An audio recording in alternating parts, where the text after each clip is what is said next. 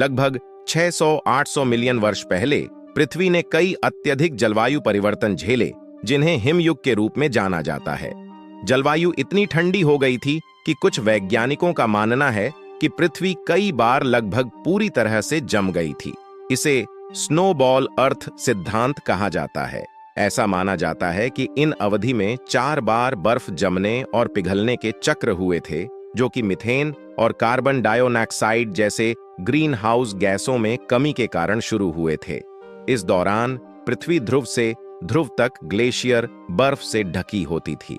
बर्फ द्वारा सूर्य की अधिकतर ऊर्जा वापस अंतरिक्ष में परावर्तित हो जाने के कारण ग्रह का औसत तापमान लगभग 50 डिग्री सेल्सियस 74 डिग्री फ़ारेनहाइट हो जाता। भूमध्य रेखा का क्षेत्र आज के अंटार्कटिका जैसा होता।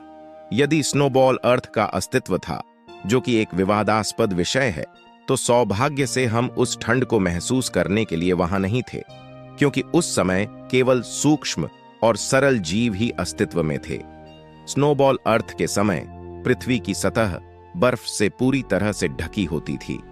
जब ग्रीन हाउस गैसों का स्तर बहुत कम हो गया, तो पृथ्वी ने सूर्य की गर्मी को पर्याप्त रूप से अवशोषित नहीं किया और इसका परिणाम अत्यधिक ठंड में हुआ। इस अवधि में सूर्य की किरणें बर्फ की सतह से परावर्तित होकर वापस अंतरिक्ष में चली जाती थीं, जिससे पृथ्वी और भी ठंडी हो जाती थी।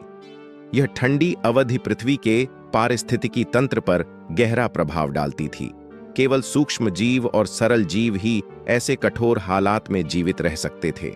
इन जीवों ने जीवन के विकास की कहानी को जारी रखा, जिससे भविष्य में अधिक जटिल जीवन रूपों का विकास संभव हो सका। हालांकि स्नोबॉल अर्थ सिद्धांत पर वैज्ञानिक समुदाय में कई विवाद हैं, लेकिन इसने पृथ्वी के जलवायु इतिहास और जीवन के विकास को समझने में महत्वपूर्ण भूमिका निभाई है।